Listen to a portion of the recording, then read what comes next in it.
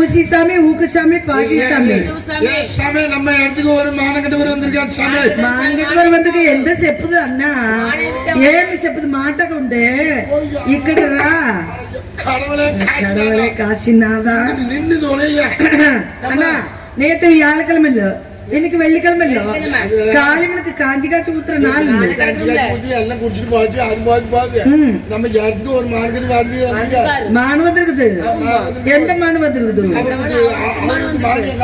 ஒருத்தர் வந்திருக்காரு வந்தவருக்கு ஆடிப்பாடி வரவேறு கொடுத்தீங்களா ஆடி கொடுத்தது யாரு பாடி கொடுத்தது யாரு ஆடி மாசத்துல இந்த பிள்ளை பாடி கொடுத்துச்சு நீங்க ஆடி கொடுத்தீங்க நீங்க பாடி கொடுத்தீங்க அதோட அவர் சொல்லி முடிச்சு நான் எதை கொடுக்க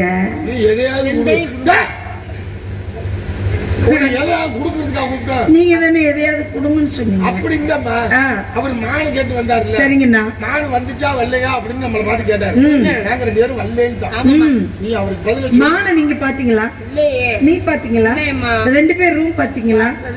ஏன் குறைச்ச விலையில கிடைக்கல?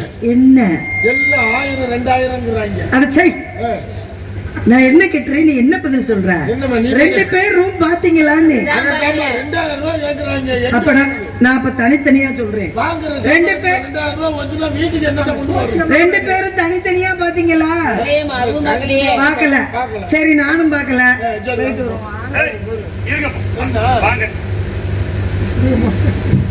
நல்லாவா இருக்கும். சரிங்க நான் இருக்கட்டும். இது வந்து நம்ம இடம் நம்ம இடத்த மதிச்சு ஒருத்தர் வந்திருக்காங்கன்னா பதில் சொல்லணும். நீங்க என்ன பண்றீங்க? அவருக்கு பதில் சொல்லிட்டு நான் வரேன். நீங்க போய் துணிமணியை மடிச்சு வைங்க. இந்த ஊர்க்காரர்களுக்கு முக்கியஸ்தர்களுக்கு பெண்களுக்கு எல்லாம் ஒரு வணக்கத்தை போட்டு போங்க, நன்றி சொல்லிட்டு போங்க. அப்புறமா வரணும் வந்து எல்லாரும் அப்படியெல்லாம் கிடையாது. இப்ப வணக்கம் சொல்லணும்னு வச்சுக்க 4500 ரூபாய் சம்பளம் உங்களுக்கு. நரோடி குட்டனங்கத்தில் போய் எங்க அண்ணன் ஆடுவார் பாருங்க. நரோடி குட்டனங்க வணக்கத்துக்குரிய மனவிட வருவர்கள் எதற்காக வந்தீர்கள், என்ன காரணம் என்று எடுத்து சொன்ன எங்களால் முடிஞ்ச உதவிகளை செய்ய காத்திருக்கும் எடுத்து ஏங்கள் விடுவரே. மாந்தாரை வாழ வைக்கும் மையகத்தில் தலை நிமிர்ந்து நடக்கும் தமிழன் வாழும் இத்தானியில் தங்க தமிழச்சியாய் நின்று வனம் நாடி வந்த வேடுவரை வரவேற்று வந்த விவரம் கேட்டதற்கு மகிழ்ச்சி அடைகிறேன். ஏன் வந்தேன் என்பதை உங்களிடத்தில் கூற வேண்டும் என்பதற்காக. என்மான் என்மான் என்மான் என்மான்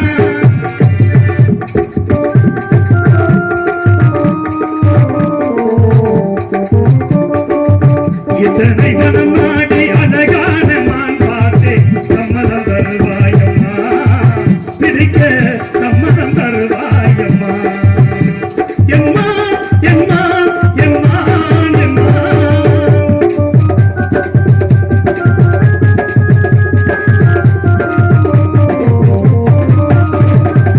ஆயிரம் மான் இருக்கும் பணத்தினிலே நான் ஆசை வைத்த மானை போலாகுமா.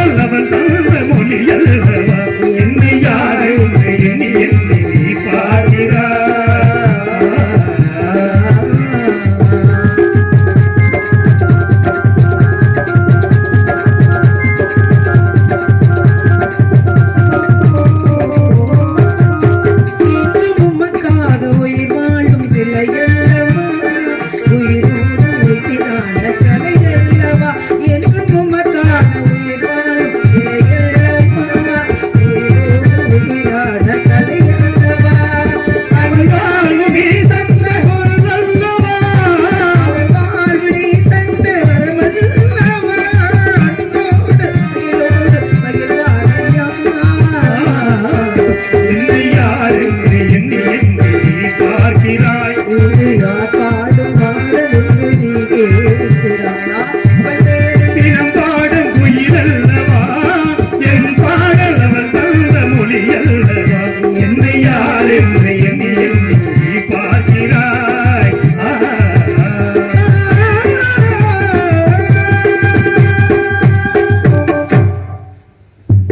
எனக்கு சொந்தமான மானுங்க உங்க அண்ணனை சந்திச்சு உங்க அண்ணன் கேட்டேன் சரி உங்க அண்ணன் கொடுக்க மறந்துட்டார் எதுக்கு ஆமாங்க என்னன்னு தெரியல என்ன குடுக்க மறந்துட்டாருன்னா என்னமோ எங்க அண்ணன் கையில வச்சிருக்கிற மாதிரி பேசிக்கிட்டு இருக்கியா ஏங்க மான்குட்டி உள்ளதான் இருக்கு வேடுவரே ஆ. மான்குட்டி உள்ள இருக்குன்னு நீங்க சொல்றீங்க நான் தேடி வந்த மான்குட்டி உள்ள இருக்குன்னு நான் தான் சொல்ல முடியும் அண்ணாவிடம் கேட்டு தோழியிடம் கேட்டு பார்க்கவில்லை என்று சொல்லிவிட்டார்கள் ஆமா நானும் பரன் மீது நிக்கிறேன் எனக்கு தெரிஞ்ச வரைக்கும் எந்த ஏங்க மானும் இல்ல தலை வீட்டு அனுமதி பெற்று இந்த மானை பிடிக்கணும் வேடுவரே அத்துமீறி உள்ள வந்து பிடிக்க எனக்கு தெரியும் நானும் வரல அப்படின்னு சொல்லிட்டு இருக்கோம் வரலைன்னு நீங்க சொல்லக்கூடாது உங்க சட்டம் சொல்றா எங்க இருந்து வர்றீங்க நீங்க வெள்ளிமலை வந்து வரீமா வெள்ளிமலையில இருந்து இந்த இடத்துக்கு வந்தீங்கல்ல ஆமா. மானை பார்த்தது உண்மையா பார்த்தேன் மான் உங்களை பார்த்தது உண்மையா பார்த்துச்சுல. கணைய தொடுத்து மானை பிடிச்சிருக்கலாமே என்ன கணையை பண்ணீங்க தொடுக்க மானை இது பிடிச்சிருக்கலாம் உங்க சட்டம் சொல்லாதீங்க சொல்லாதீங்க கணையை எப்ப தொடுக்கணும் எப்ப மானை பிடிக்கணும்ன்றது எனக்கு தெரியும் வேடுவரே ஆ. பறவைக்காக காவலுக்கு வந்திருக்கிறோம் சரி நாலாபுரமும் வேலி இப்ப எடுத்து எத்தனை பறவை அடிச்சு போட்டுருக்கீங்க நீங்க பாருங்க கத்தாதீங்க ஆ, பறவைக்காக வேலை வந்திருக்கோம் சரி அப்படி பறவைக்காக இங்க காவலுக்கு வரும்போது சரி அந்த பறவைகளை வந்து நாங்க பயமுறுத்தி விரட்டுறோமே தவிர சரி உயிர் சேதம் பண்றது கிடையாது அதுக்குன்னு ஒரு கவன் கொண்டு வந்திருக்கேன் நீங்க எப்படி நீங்க பயமுறுத்தி கேளுங்க விரட்டுறீங்க? வேடுவரே ஆ. நீங்க கேளுங்க நாங்க எப்படி கவனம் கொண்டு வந்திருக்கோமோ அதே மாதிரி மானுக்காக நீங்க ஆயுதம் கொண்டு வந்திருக்கீங்கல்ல இந்த ஆயுதத்துக்கு பேர் என்ன ஆயிரத்துக்கு பேரு பேர் என்ன கணை கணையா சிறிமுகம் என்று பெயர் உண்டுமா சிலிம் கவர்ந்தளிக்கும் தன்மையுடையது இது எதுக்கு பயன்படும் அப்படி காட்டினா போதும் காட்டுனீங்களா ஆமா. மானு கிட்ட காட்டுனீங்களா எதுக்கு காட்டணும் இல்லங்க எப்ப காட்டணும் ஆ. எப்ப பிடிக்கணும் மான் அப்படின்றது எனக்கு தெரியும் மான் வேகம் என்ன மனித வேகம் என்ன ஒட்டக வேகம் என்ன சிங்கத்தின் வேகம் என்ன அப்படின்னாங்க சரி அது அண்ணனும் நோக்கினால் அவளும் நோக்கினாள் அப்படின்னாங்க சரி அது நோக்கும் போது நீங்க நோக்கம் எடுக்கணும் அதே தாங்க நடந்துச்சு 1000 மான்குட்டி இந்த மான்குட்டி உன்னை பார்த்தேன் உன்னை பார்த்த உடனேம்மா என்னது மான்குட்டி விடுவர ஆ, ஒட்டம் பாக்குறது இந்த உத்துக்கிட்டு பாக்குறது ஏம்மா இந்த வேலையெல்லாம் மான்குட்டி வச்சுக்கக்கூடாது. ஒன்றை பார்த்தேன் உன்னை பார்க்கலாமா மான்குட்டி உன்னை பார்த்தேன் சரி இந்த மான்குட்டியை பார்த்த உடனே ஆ. அந்த மான்குட்டி என்னைய பார்த்துச்சு ஆ, எப்படி என்ன பார்த்துச்சு பிடிச்சு பாரு ஆ, அப்படின்னு பார்த்துச்சு இல்லையா ஆமா நீங்க வந்தீங்கல்ல ஆமா வந்து மான வேட்டையில கோட்டை விட்டுட்டு வெறுங்கைய வீசிக்கிட்டு நிக்கிறீங்க இந்த இடத்துக்கு மானுக்கு சம்பந்தம் இல்லைன்னு நான் சொல்லிக்கிட்டு இருக்கேன் ஏங்க? அதை விட்டுப்புட்டு இது எப்பேற்பட்ட வேள்வி மலை வேள்வினா என்னது யாகம் நடக்கக்கூடிய இடம் சரி இந்த யாகம் நடக்கக்கூடிய இடத்துக்கு பக்கத்துல வேள்வி மலை சாரல்ல சாரம் என்றால் ஓரம் ஓரத்துல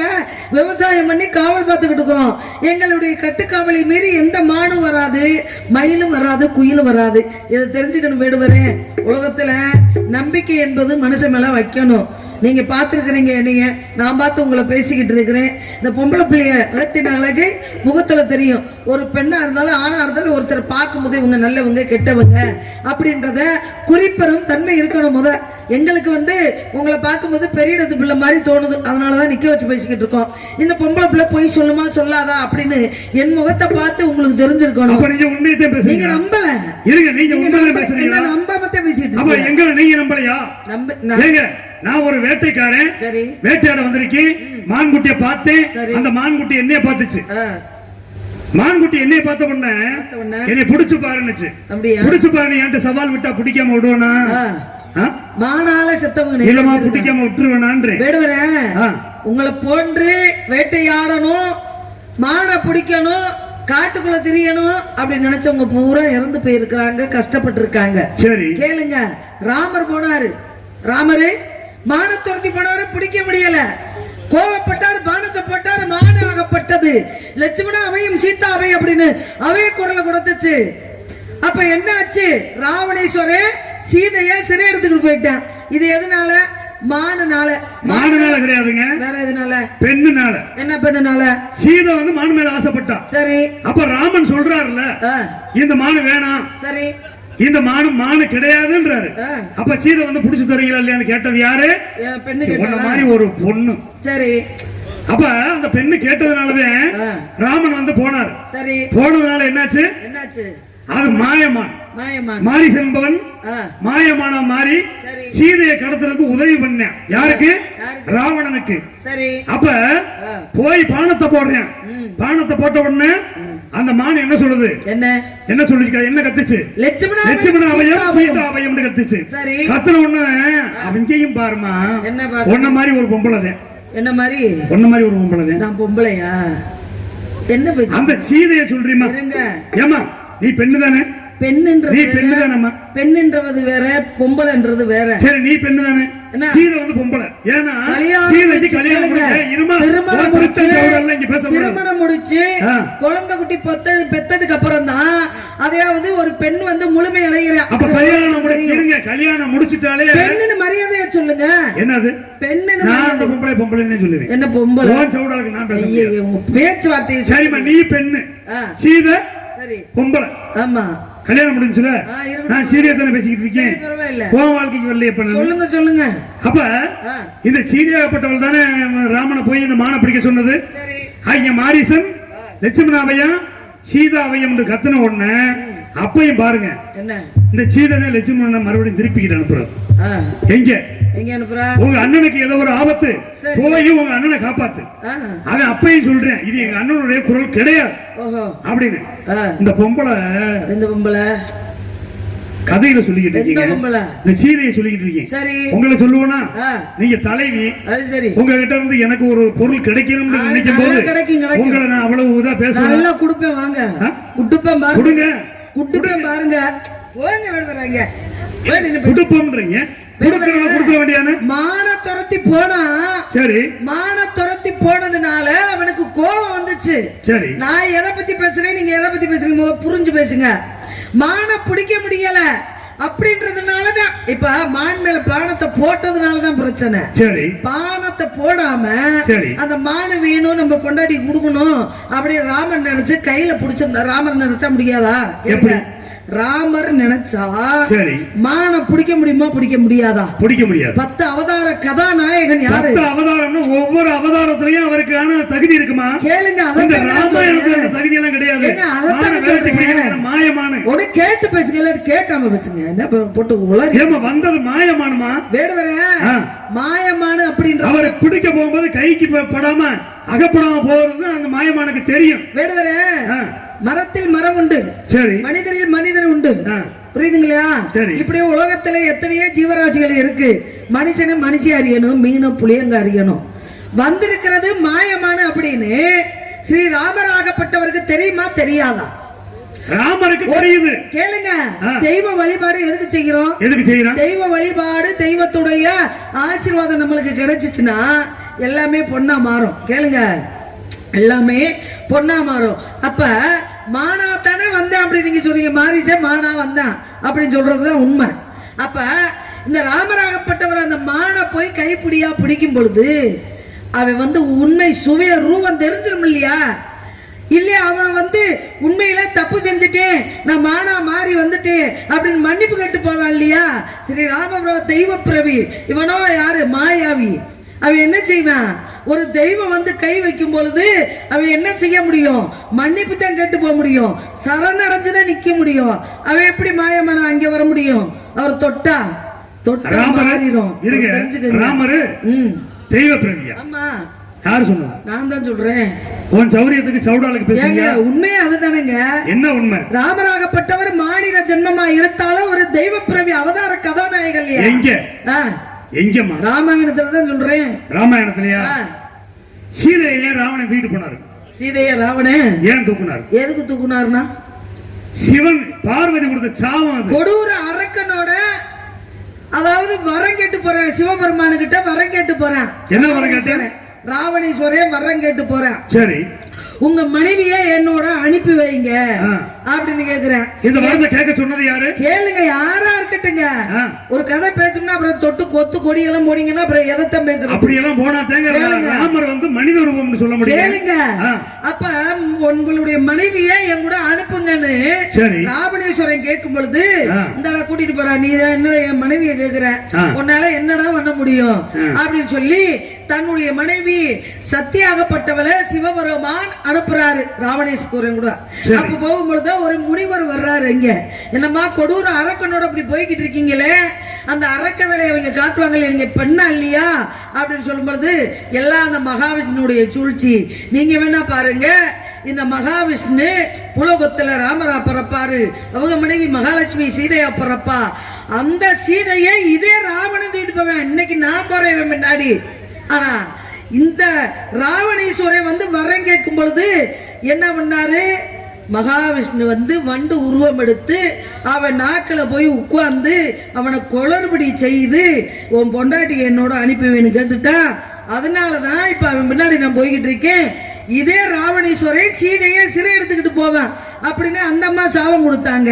மண்ணால வந்தது மகாபாரதம், பெண்ணால வந்தது ராமாயணம். எந்த கதையை பேசினாலும் பூலோகத்துல பிறந்தா மனித ரூபம் தானே? மனித ரூபம் தான். அப்புறம் எப்படி நீ வந்து ராமரை வந்து மனித ரூபம் தான்? அப்பதான் நல்லா கேட்டு சரிமா, எனக்கு ஒண்ணு வேணாம். கேளுங்க, எனக்கு இந்த புராணம் தேவையில்லை. கேளுங்க, நீங்க அந்த எனக்கு மான்குட்டி தான். நீங்க அந்த வார்த்தை சொன்ன பிற்பாடு நான் பேசாம இருக்க முடியாது. சரி பேசுங்க. நீங்க அந்த வார்த்தை சொல்லி பேசு. மனிதனா அப்புறம் நானும் பேசுவேன். கேளுங்க, 10 மணி ஆனாலும் நீ வீட்டுக்கு போக மாட்டே. யாரு? நான் நினைச்சேன் நாளைக்கு ஆனாலும் நாளை கழிச்சு ஆனாலும் நான் மனசு வச்சாத்தே இந்த இடத்த விட்டு நீங்க போக முடியும். விஷயத்தை தெரிஞ்சுக்கங்க. இப்ப இந்த இடத்துல நீங்க வந்திருக்கிறீங்கல்ல, உங்களுக்கு முறையான பதில சொல்லிட்டு நான் பேசுறேன். எப்படி தெரியுங்களா? வேட்டையாட வந்தவரே விரமில்லா விடுவரே,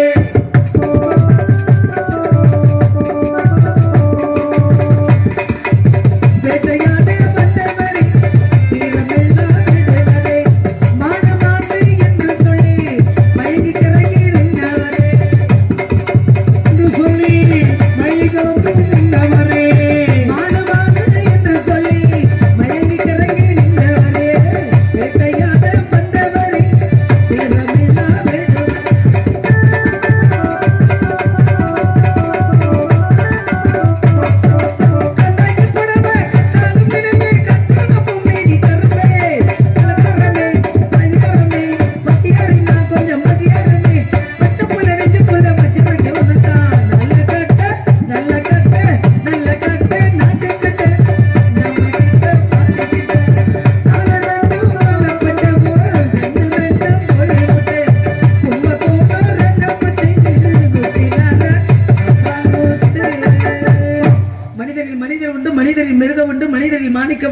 மனிதரில் தெய்வம் உண்டு அப்படின்னாங்க. தெய்வம் தாங்க மனிதன், மனுஷன் தாங்க தெய்வம். இதானே உண்மை? அப்ப தெய்வ ரூபத்துல மனிதன் பிறந்திருக்கிறாங்க அப்படின்னா எல்லாமே ஆதி பராசக்தியினுடைய அம்சம் தானே. இதானே உண்மை?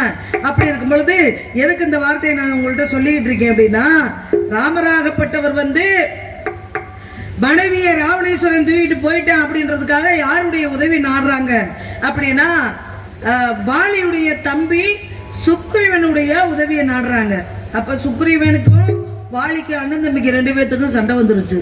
சண்டை வந்ததுனால வாலியாகப்பட்டவன் காலையில பிரம்ம முகூர்த்தத்துல பாருங்க தெய்வ வழிபாடு நடக்குது அல்லவா, அப்ப 4:30 மணி 4:15 எழுந்திருத்து 5:15 வரைக்கும் வாலியாகப்பட்டவர் என்ன செய்வாரு, தெற்கிருந்து வடக்கு, வடக்கிருந்து கிழக்கு, கிழக்கிருந்து மேற்கு, இப்படி 4 திசை 8 திக்குக்கும் செல்லக்கூடியவர். நினைத்த மாத்திரத்துல இறை வழிபாடு செய்வாராம். யாரு? வாலியாகப்பட்டவர்.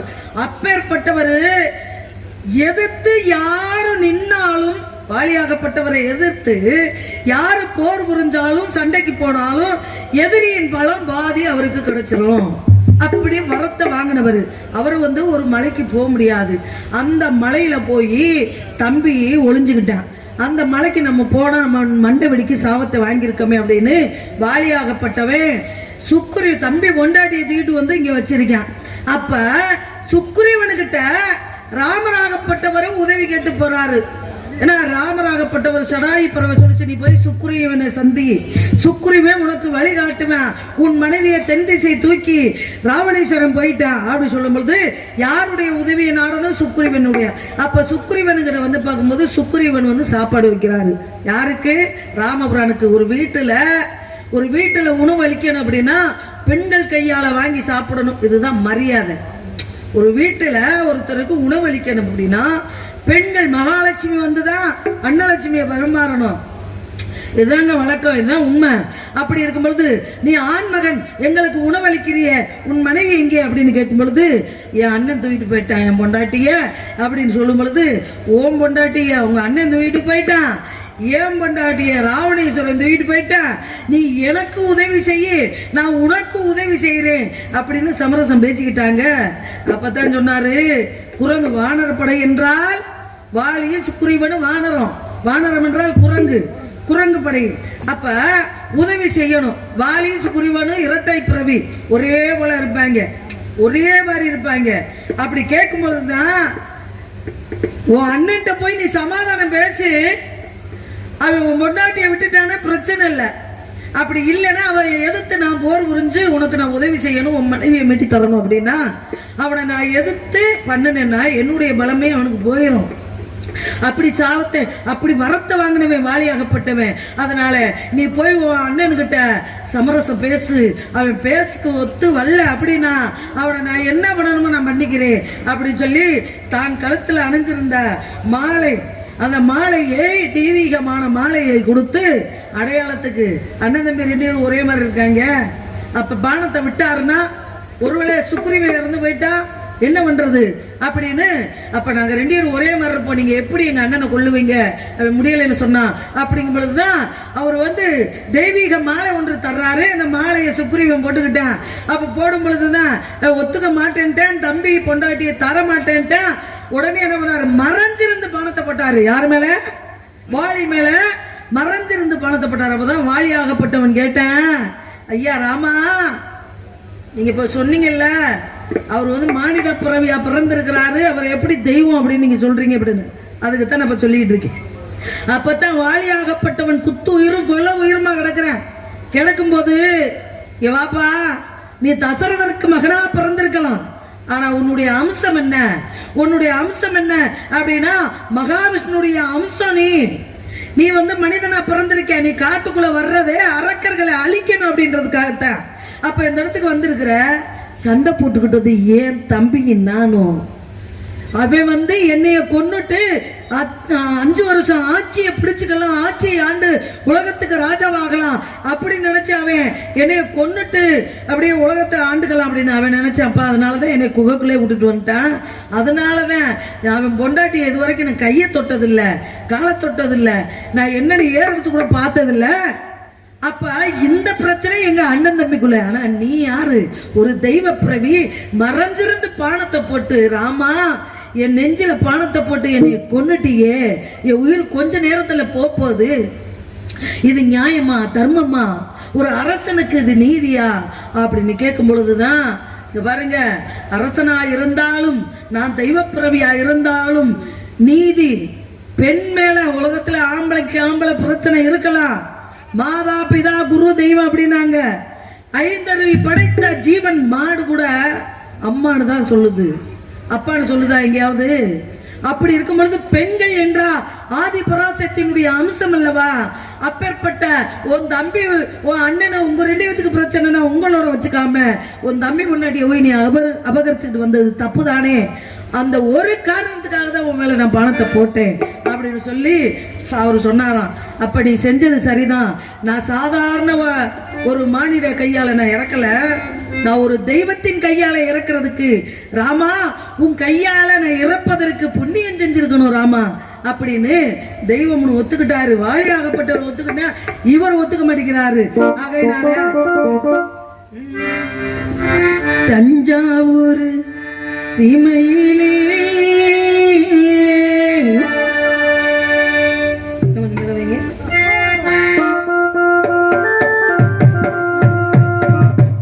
தஞ்சாவூர் சீமையிலே தா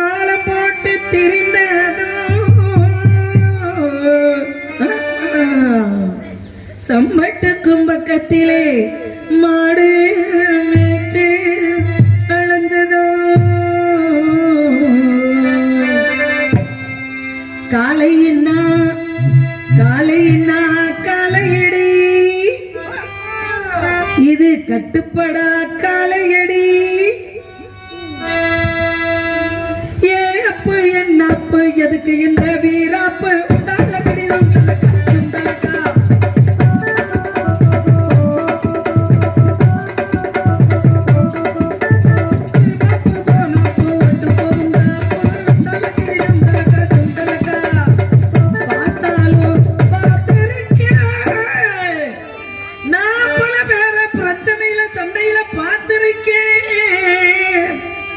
உன்ன போல நாட்டு கட்ட பொருத்திய நான் கண்டதில்லை.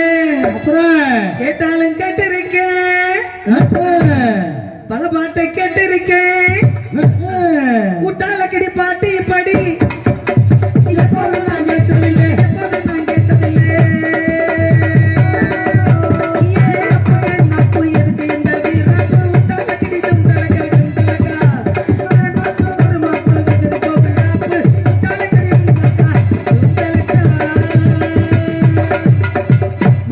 நீங்க சொல்ல மானுவல்ல, நான் சொல்ல மானுக்குண்டான அங்க லட்சணங்கள் அடையாளத்தை சொல்லுங்க. மானு பிடிச்ச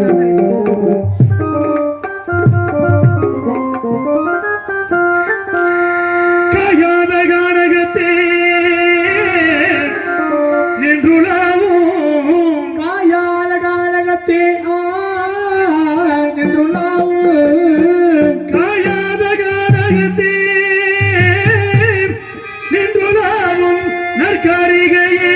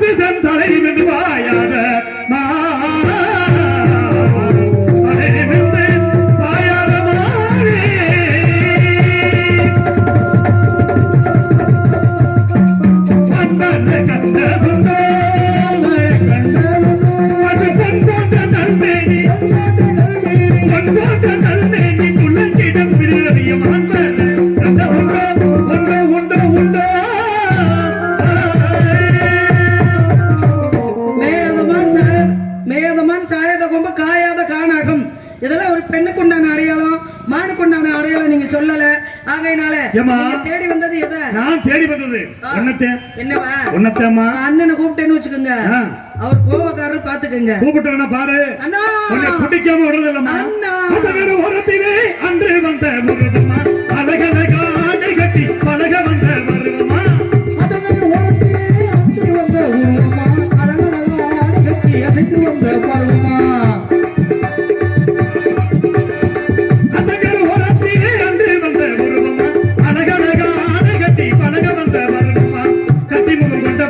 காவல் காக்க வந்தவளே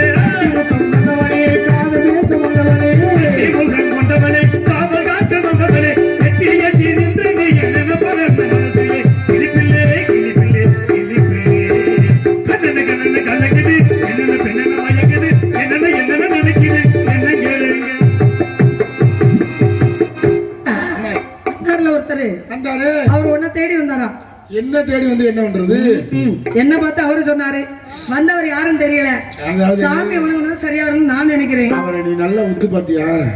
ஆமாண்ணா, ஒரு இடத்துல அப்படி இருந்துச்சு, ஒரு இடத்துல இப்படி இருந்துச்சா, ஒரு இடத்துல இப்படி இருந்துச்சு, ஒரு இடத்துல அந்த மாதிரி இருந்துச்சா, ஒரு இடத்துல இது மாதிரி இருந்துச்சு. அதுக்கு தான் நான் என்ன சொல்றேன், அவர் வேற யாரும் இல்ல, நீ நம்ம குலக்கடவுள் முருகனை வேண்டு. நான் எதுக்கு சொல்றேன்னா, மேல வந்து நரைச்சு இருந்துச்சு முடி, கீழே வந்து கருப்பா இருந்துச்சு. அது அப்படித்தான். இதுல ஏதோ ஒரு உள் நோக்கம் இருக்கு, உள்குத்து இருக்கு, உள்குத்து இருக்கு. நீ சாமியை வேண்டு, சாமியை வணங்கிடுவான். என்னன்னு பாப்போம். வருவான்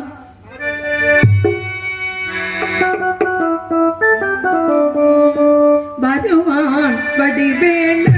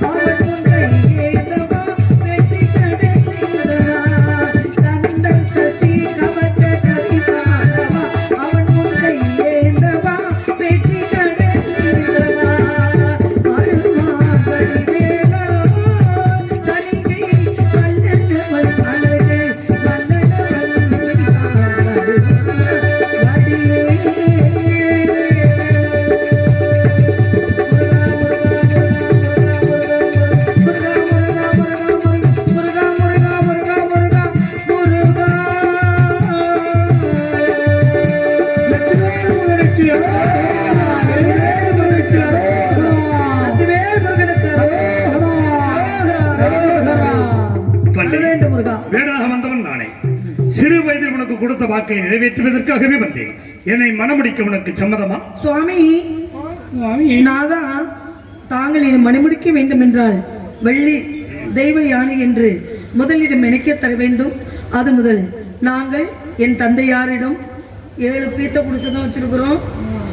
ஆமா, நீங்க வந்து 7 வீடு வச்சிருக்கிறீங்க, நிறைய பெரிய பெரிய வீடெல்லாம் வச்சிருக்கீங்க. அந்த பெரிய பெரிய வீடெல்லாம் எங்களுக்கு எழுதி கொடுக்கணும்.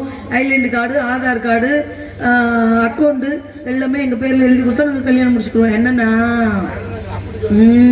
சரி, பிறகு என்ன வர வேண்டும்?